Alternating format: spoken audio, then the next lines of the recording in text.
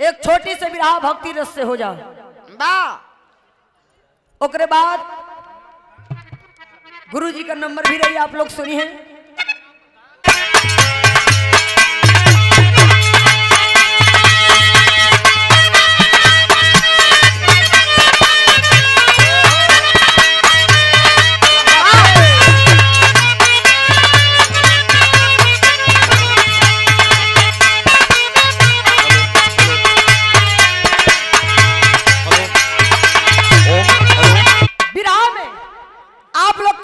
चार लाइन का भूमिका के भाव से कहानी में सकती सबरी दोस्त तो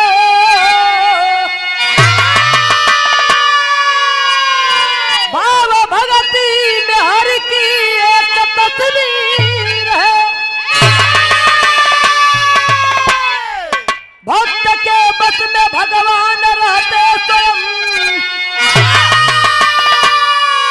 जिनके बस में लिखी सबकी तकदीर है। स्वार्थ में आदमी अंधा हो जाता है,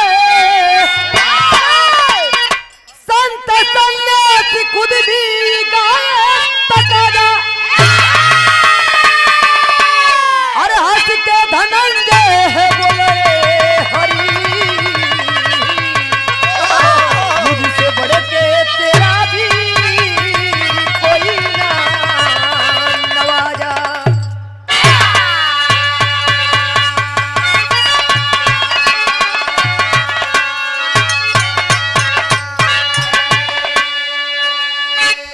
करिया भाव भक्ति में शक्ति सबली दोस्तों, भाव ही सब कुछ होता है। जहाँ भाव ना रही ते धरती पर कुछ ना हो। लेकिन कहना है कव्वाली के भाव में मास्टर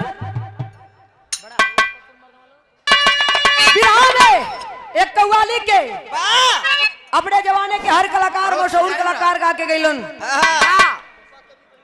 हमारे बीच में कोपा कवि जी बैठे हैं, जो कि मऊ के धरती से चल करके आज मिर्जापुर के धरती पर आपके चरण के दर्शन हुआ है।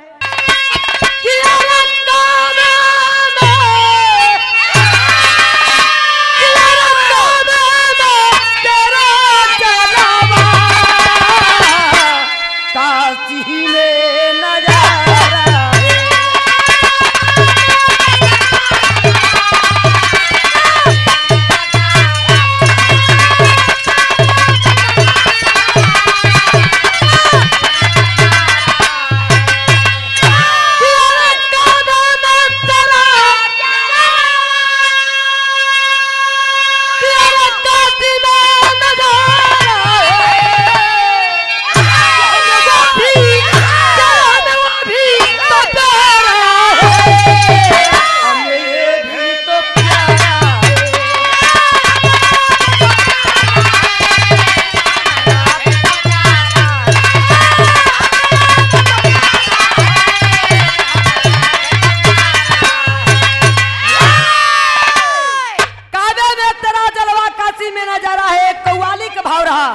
लेकिन वीरन के प्रति हमारे कवि जी लाइन दलन वीर होलन कैसन कैसे मास्टर।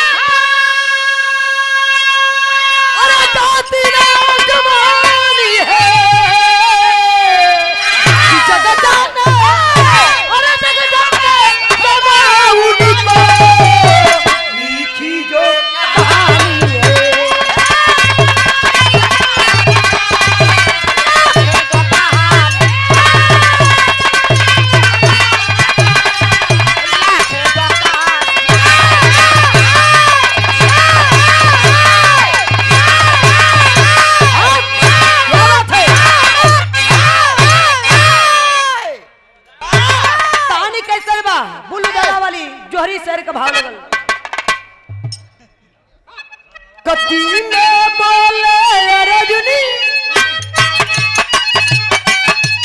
भूले है अपना वादा भगवान से जाके करते गिरताई अपनी ही ज्यादा।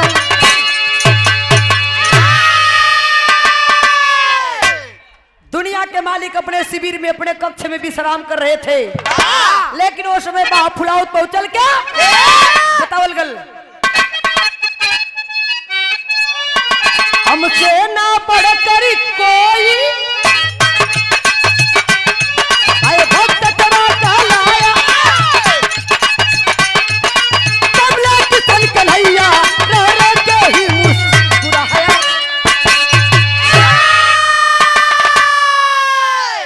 अर्जुन जा करके दुनिया के मालिक से कहने लगे क्या कन्हैया ये धरती पर हमसे बढ़ के केहू वीर ना बा।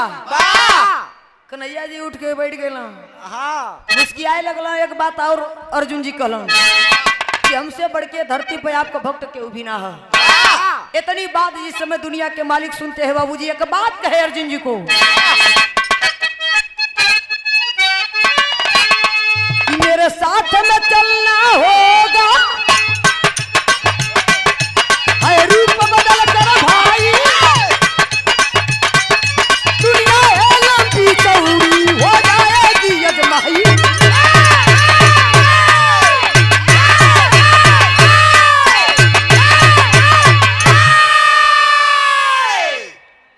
भगवान बताए कन्हैया जी कि मेरे साथ में चलना होगा रूप बदल कर भाई। चल गई जमुना समय दुनिया के मालिक इतनी बात समझाए अर्जुन जी को कि मेरे साथ में चलना होगा रूप बदल कर भाई दुनिया है लंबी चौड़ी हो जाएगी अजमाई। इतनी बात जिस समय दुनिया के मालिक को अर्जुन जी सुनते हैं तब समय आकर के अहंकार में होकर के रूप बदलते हैं और बदल करके चल देते हैं। जो समय चल लो तो बिरहा में गीत लगे मास्टर कि अरे हमारे बलमुआ कि अरे हमारे बलमुआ कपातरी कमरी अरे पलटनिया में जा ये नहीं दे।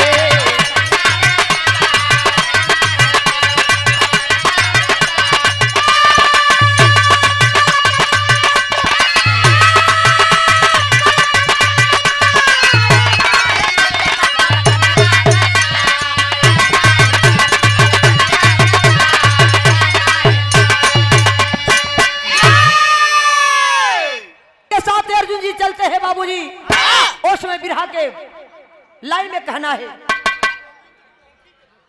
बाल गोविंद हमारे पुहकी के पावन धरती से ये सादर 51 रुपये का आशीर्वाद भैया लोग आप लोग के बहुत बहुत प्रणाम हो।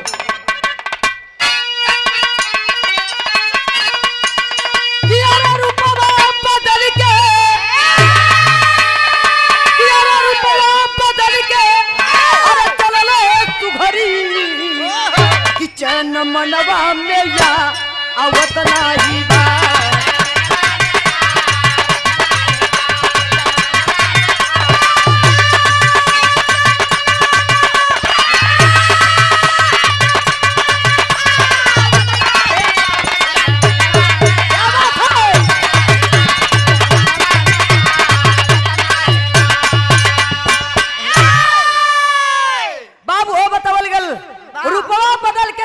सुघर चैन मनवा में आवत ना बा के करे मन में चैन ना हो के करे अर्जुन जी के जिस समय रूप बदल करके दुनिया के मालिक के साथ अर्जुन जी चलते हैं मन में पछतावा हो तो का पछतावा हो कि रूप तो बदल ले लेकिन लगत हो कि गड़बड़ काम हो जाई। मने मने सोचत हो अर्जुन जी चल दलन कैसे तेरे रहिया पकड़ के हो चल ले कन्हाई तेरे रहिया पकड़ के हो चल ले कन्हाई तेरे रहिया में गई ले एक बुढ़ऊ बेटाई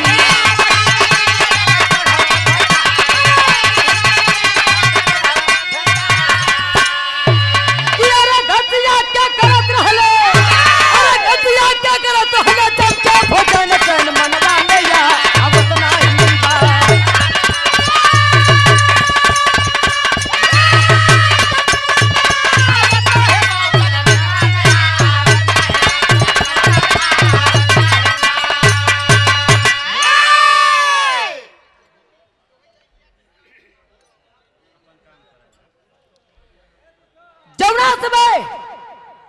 दुनिया के मालिक एक वन में लेकर पहुंचे रूप बदल करके।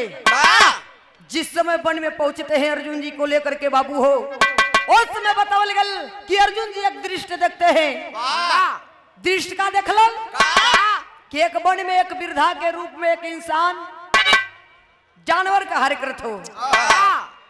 जवना समय अर्जुन जी देखलन, कन्हैया जी से मुस्किया के सवाल करे लगलन। जब सवाल करे लगलन तब कन्हैया जी बतावत होन, का बतावत होन मास्टर विराह में फिर गीत के लाइन बा कहना बा।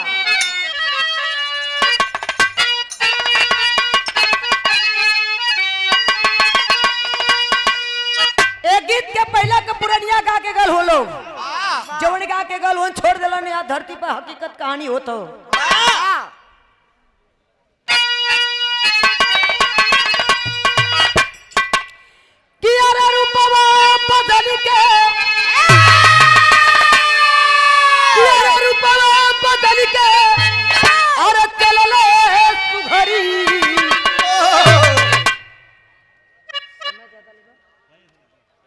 लेकिन कहना है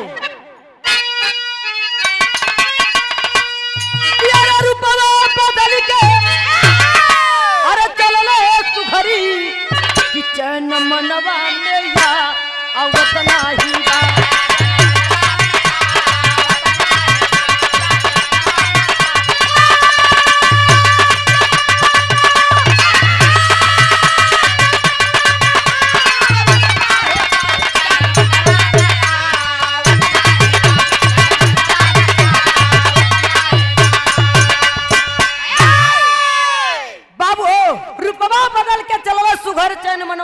ना बा। जब कुछ दूरी पर वन में पहुंचलन तो दृश्य देखत उनका उनपे को आशीर्वाद आवा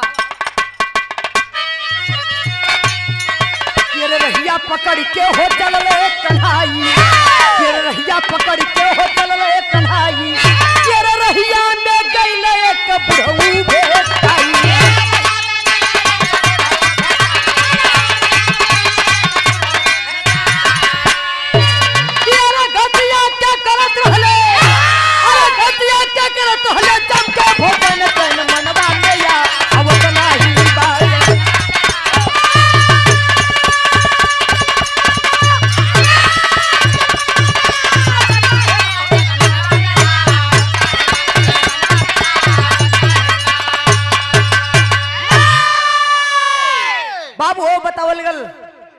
जवना समय दखलन अर्जुन जी कि एक वृद्धा के रूप में जानवर कार्य करथुन, सवाल कर पड़ते हैं कन्हैया जी से।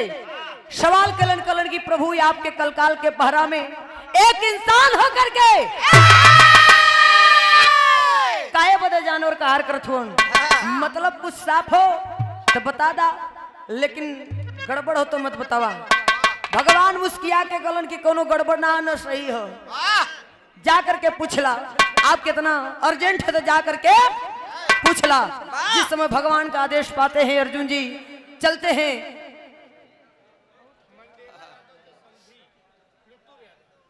ये हमारे मंडेला यादव जी के समधी जी लुट्टूर यादव जी अष्टभुजा मतारी विंध्याचल के धाम से ये हमारे बड़े भैया की ओर से 7,251 रुपये का आशीर्वाद मैं जनता कोटि कोटि प्रणाम करती हूँ। जिस समय अर्जुन जी चल हो पूछे बदे बुढ़ऊ दादा से तब विराह में फिर गीत लगल।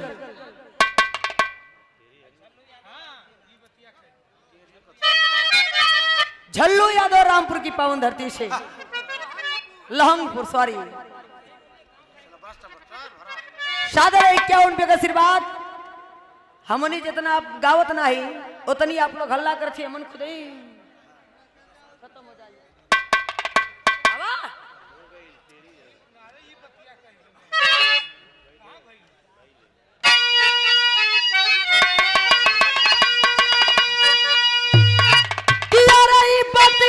कही गईले अरे पहले का पुरनिया अरे उड़ाल मौज बबुनी, अरे उड़ाल मौज बबुनी, अरे जबले बाजवनिया उड़ाल मौज बबुनी।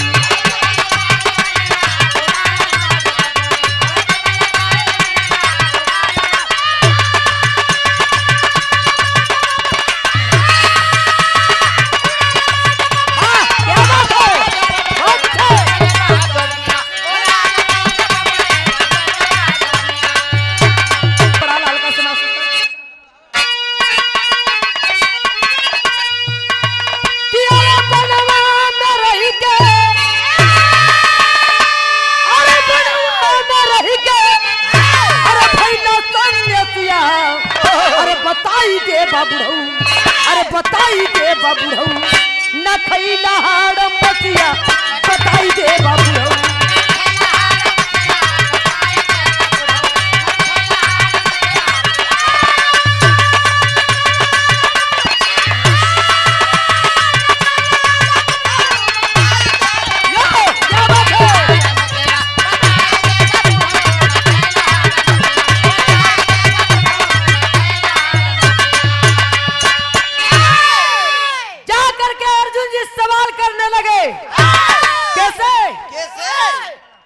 दादा से कलर की बनवा न रही क्या तू भैला सन्यासिया, बताए देवा बुढ़ऊ ना खैला हड़ मसिया। कलर के रे बन में आप सन्यासी हो लेकिन आपके कुछ मिलल ना, अरे कुछ ना मिलल तो हाड़े मास के को खैले होता। जब इतनी बढ़िया बतिया बुढ़ऊ दादा सुनलन त भैल का अरे तबलो हो अर्जुन, अरे देखत झूलत तलवरिया, अरे बुढ़ऊ बुढ़ैया में लड़बता तमरिया।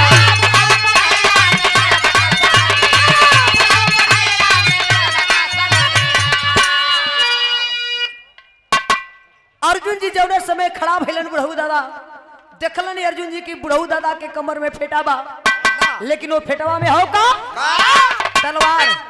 जब तलवार देखलन बुढ़ऊ दादा के कमर में तो कलन के रे भैया कबोल लड़लो रला कि बस तलवरिया सौख्य मारे रखले हुआ। लेकिन जब बुढ़ऊ दादा तनी बतिया जब सुनन तलवार का हो बाबू, क्रोध में अहंकार में वो हो गलन। जब गुस्सा में भैलन तो भैल का कि अरे तबले हो अर्जुन, अरे देखत झूलत तलवरिया, बुढ़ऊ बुढ़ैया में लड़बता तमरिया।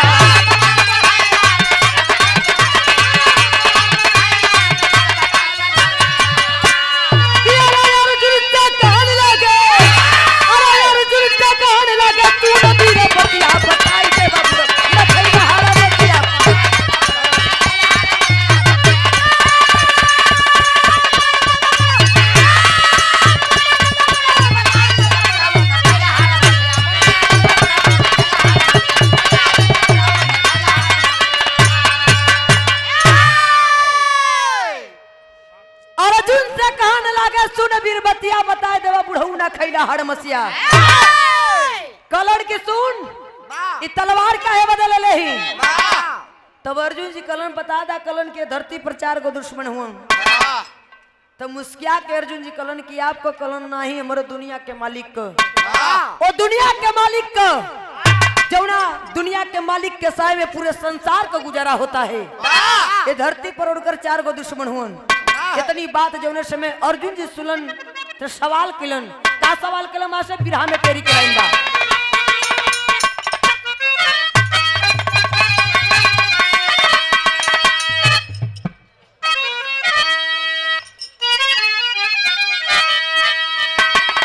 अरे झूला नवाम, अरे झूले देवी मैया, तो झूले तो कवन गावत रहली कनवा।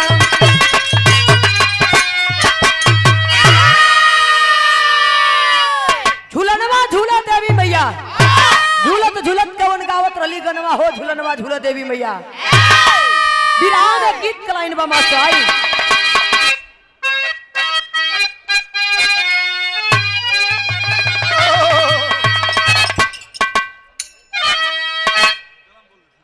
अब हल्का से ले ला ले ला।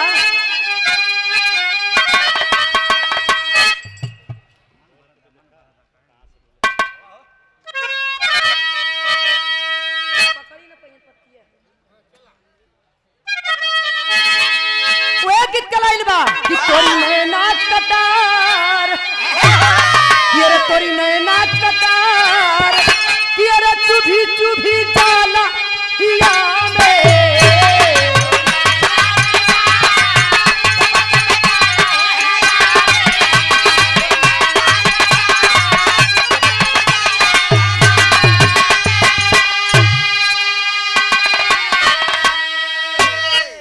गीत कराइला, लेकिन बिरहा में कहानी पे आप लोग गौर करिया। हमारा गौला का मतलब चिल्लाइला का मतलब ना कि हम चिल्ला के बैठ गए आप लोग सुनत हुआ। कहानी समझ में आवक चाहिए। गाना है बुढ़ऊ दादा बताओ तुम।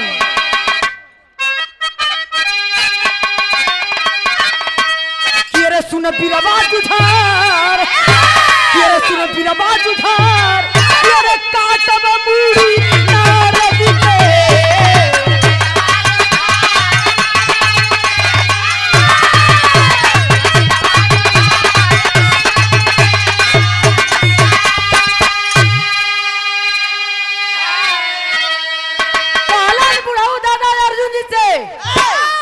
बिरवा जुझार काटा मुड़ी नारद का।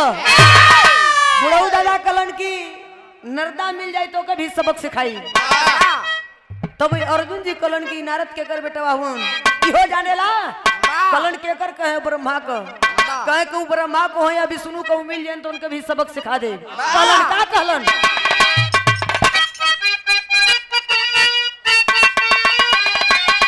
तेरे हमारे भगवान के प्रभु मेरे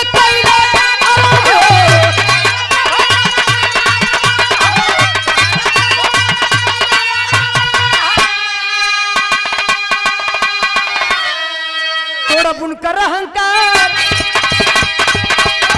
तोड़ा बुनकर अहंकार काटा मुड़ी नारद के।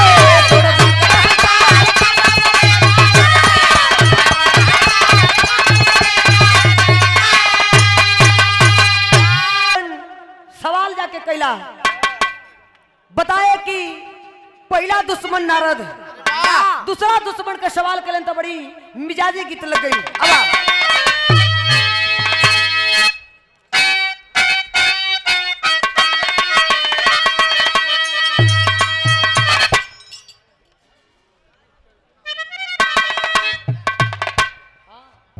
अब लेके हल्का से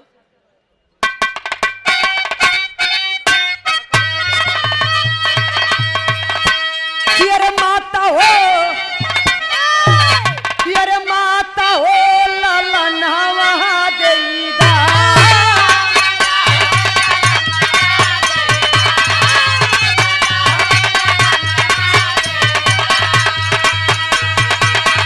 बहिनी हो बिखरन वहाँ देगा।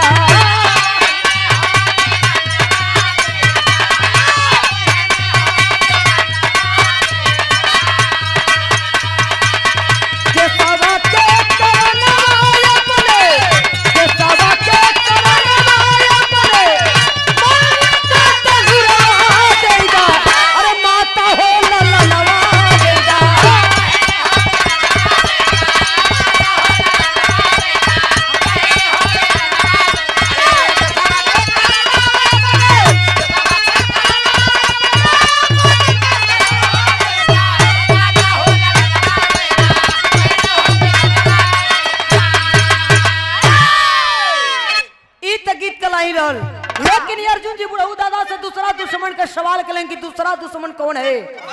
सवाल करें तो बुढ़ऊ दादा बताओ तुम कैसे।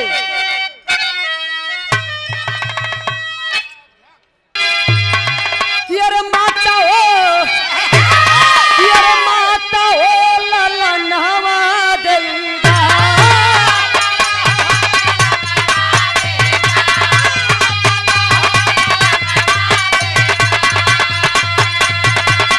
बहिनी हो बिखरन वहाँ देगा।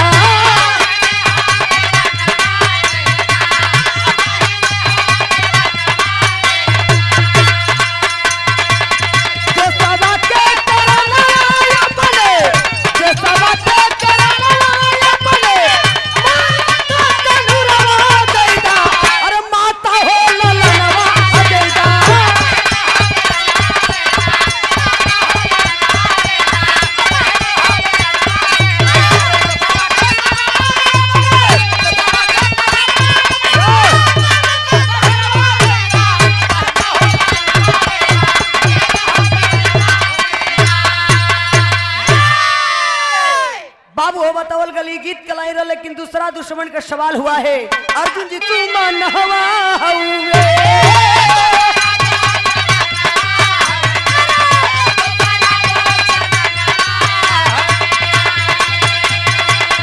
पहला नौजवान हवा हुए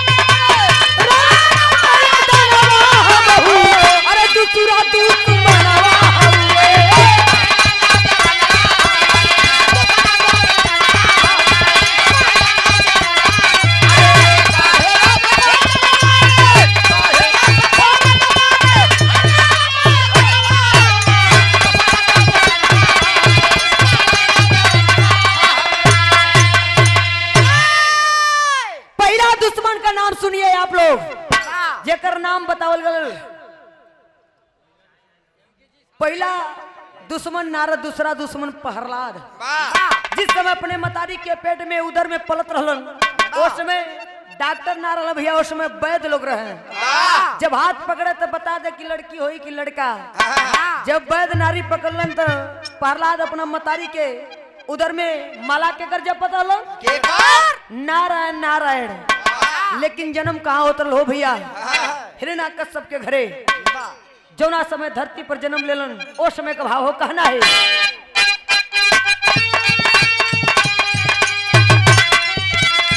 हमारे भगवान केहू, हमारे भगवान केहू तेल में बोले बोले जी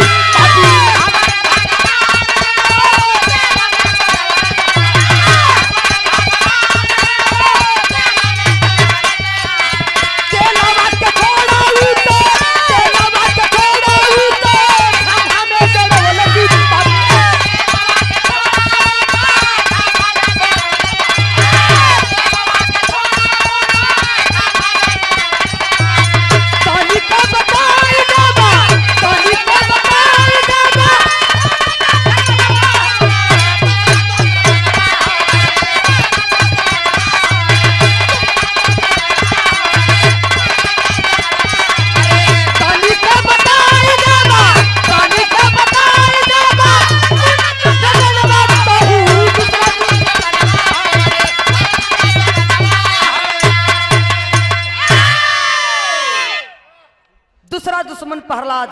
जिस समय धरती पर जन्म लेते हैं बाबूजी उन्हीं के पिता हिरण्याकश्यप उठा करके गरम खौला करके तेल कढ़ाई में अपने बेटवा के छोड़ दिलन। लेकिन प्रहलाद के याद करत हुअन?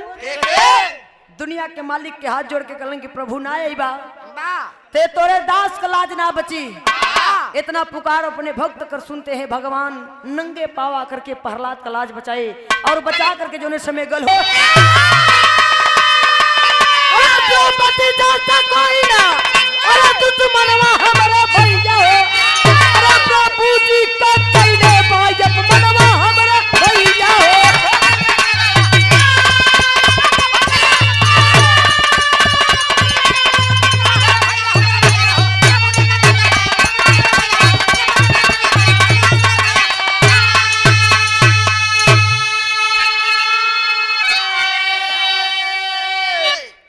गौर करे बाबूजी, द्रौपदी जैसे कोई ना दुश्मनवा हमरे भैया हो। जब समय उनकर सारी दुशासन घिंचत रहल उस समय केहू उनके पीठ पर सहारा ना बोल। दुनिया के मालिक कन्हैया जी के कलीन की श्री कृष्णा एक कन्हैया आज ना आई बात तोरे बहिन के आबरू ना बची। उस समय दुनिया के मालिक करत कर रहलन भोजन प्रभु नंगे पौधा गईले हो। अरे दुर्वासा के श्राप से जाके पांडव को छोड़वले हो। एक दिन के बात बा, एक समय के बात रहल जब पांडव पांचों भाई का कहानी जवानी के दहलीज कर रहल। एक बने से दुर्वासा मुनि लेकर के कमंडल गुजरत हलन। वही पांचों पंडवा वही वन में शिकार खेलत हुन। लेकिन दुर्वासा मुनि के देखलन के मुनिवर, अरे मुनिवर प्रणाम हो। जौना समय तनी बात दुर्वासा मुनि से कहलन, दुर्वासा मुनि आशीर्वाद दिलन। लेकिन एक बात बड़ी उचित पांडव बोलन कि हमनी जैसे विद्याधारी, हमनी जैसे गदाधारी, हमनी जैसे धनुधारी ए मुनिवर ए धरती पर केहू ना हो। इतनी तो बतिया कहले रहलन दुर्वासा मुनि से पांचों भाई लोग। लेकिन दुर्वासा मुनि श्राप दिलन, कहलन कि जाई है बोली है बुद्धि है विद्या ओ दिन काम तो लोग के नहीं आई। देखले होबा कि पांचों भाई बैठल रहलन जुआ में हार के द्रौपदी के दुशासन साड़ी घींचे तो लोग का बल बुद्धि धनुष गदा कुल खत्म हो गल। दुर्वासा मुनि के श्राप से जाकर के मुक्ति दिलाए दुनिया के मालिक। विराह में आला के चौथा दुश्मन के सवाल है।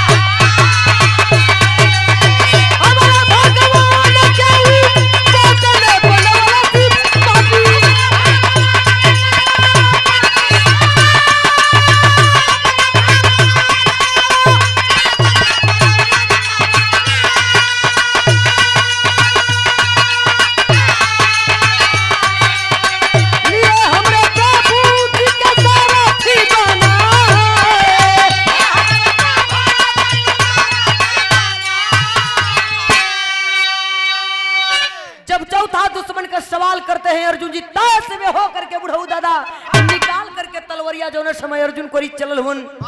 अर्जुन जी देखलन कुछ दूरी पर सोच जाते हैं कि अरे बाप रे बाप ये तो हमारा ही लग आवत हुन। लेकिन ये अर्जुन जी जा करके कन्हैया जी के सामने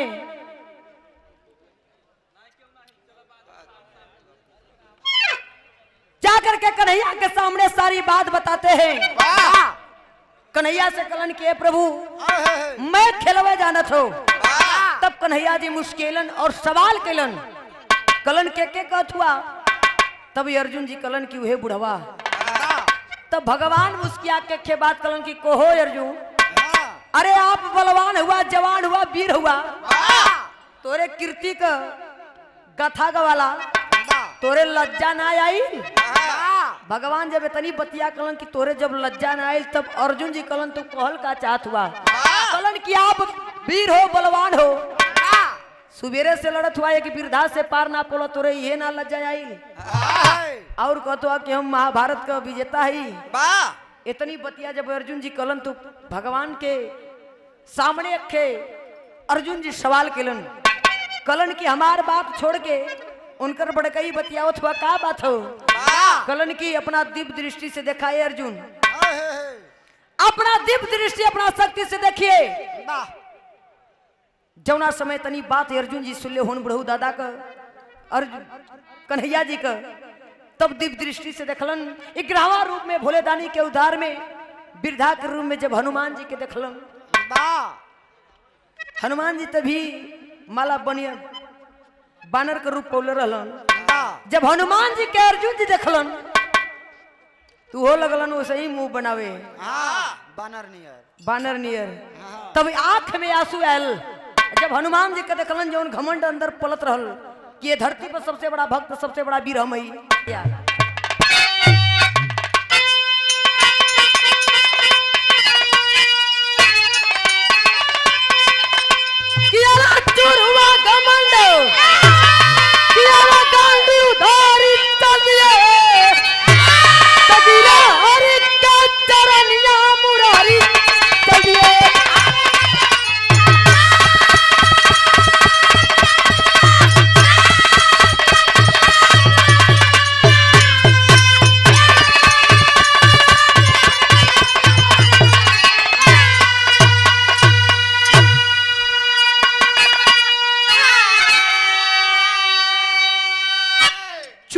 घमंड गांडी उधारी चल दिए। जिस समय हनुमान जी के देखते उनकर मैं घमंड चूर हो गल कि हम ये धरती पर वीर ही, हम बड़ भक्त ही।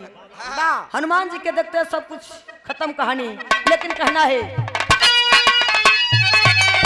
कि अरे दुनिया में एक अरे हवा बलशाली अरे बिना माता धरती या हवे नहीं खाली।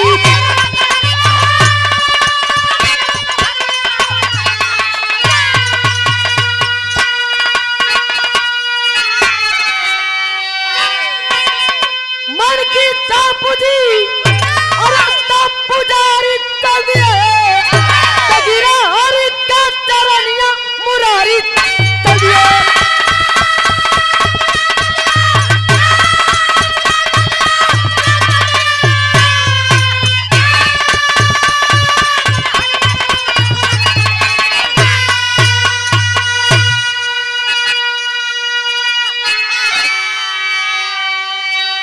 बाबू हो बतावल गल दुनिया के मालिक समझाए अर्जुन जी को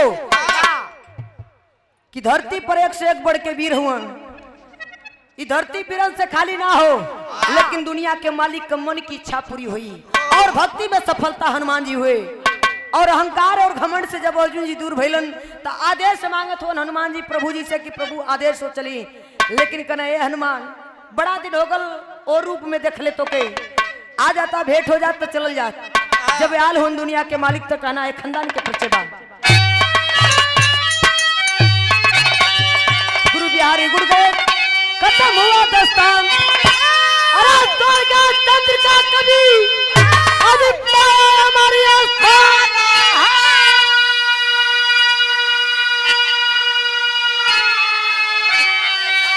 तो झूला नवा झूला देवी